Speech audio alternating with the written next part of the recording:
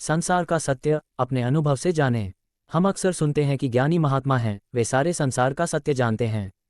उनके पास हम अपनी समस्याओं का समाधान पाने जाते हैं। यह उचित भी है कि हमें ज्ञानी ध्यानी लोगों से जीवन और संसार का सच जानने का यत्न करते रहना चाहिए। लेकिन क्या आपने कभी सोचा है कि संसार का समूचा सच आपके अपने सोचने और समझने पर निर्भर करता है? कोई ऐसी विद्या नहीं जिससे संसार में बिखरे सारे ज्ञान को कोई एक व्यक्ति समझ ले और हमको समझा दे। संसार का समूचा सच जानने का दावा करना एक प्रकार का मन बहला है। हमारी समस्या ये होती है कि हम अपने काम में आने वाले तथ्यों को ही संसार का सारा तथ्य या सत्य मान बैठते हैं। एक उदाहरण के लिए, हमें जिस नगर जाना होता है हम उस तक जाने के ही रास्ते की खोज करते हैं। उस समय हम बाकी के नगरों का रास्ता नहीं खोजते।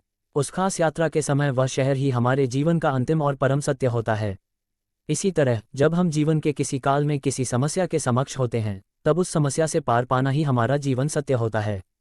उस समस्या से पार पाने का उपाय जो भी बता दे वही हमारा गुरु बन जाता है। हम ये कभी नहीं सोचते कि उस ज्ञानी के पास संसार का सत्य है अथवा नहीं।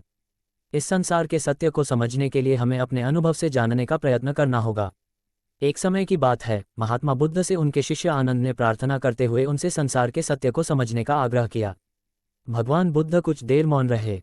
वह सब उस समय जिस इमली के पेड़ के नीचे बैठे थे उसकी डालियां बहुत नीचे तक लगभग भूमि तक आ रही थी। वह पेड़ महाविशाल और घना था। आनंद उत्तर की प्रतीक्षा में मौन रहे।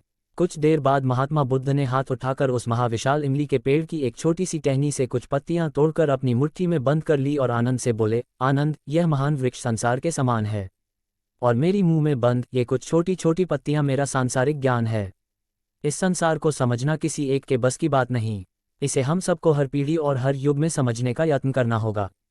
तुम अपने स्तर पर अपना प्रयत्न करते रहो। संसार को अपने अनुभव से जानने का यत्न करते रहो।